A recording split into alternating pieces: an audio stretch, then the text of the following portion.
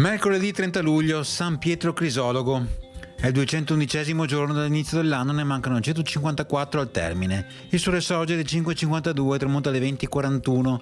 La luna si leva alle 11:59 e tramonta alle 22:57.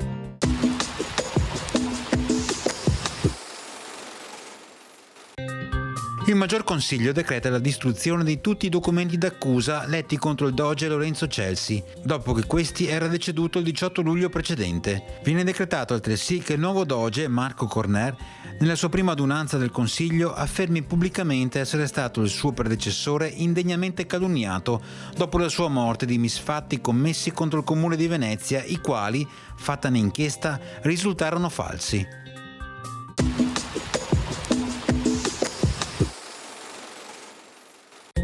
Le previsioni per domani: cielo sulle zone pianeggianti da sereno a poco nuvoloso, salvo qualche nube in più sull'alta pianura nel pomeriggio. Sulle zone montane tempo leggermente variabile con ampi spazi di sereno nelle ore più fresche e qualche addensamento nuvoloso nel resto della giornata. Precipitazioni in genere assenti, a parte sulle zone montane e in particolare su quelle prealpine, ove nel pomeriggio non si esclude qualche locale fenomeno, modesto salvo occasionali rovesci o temporali.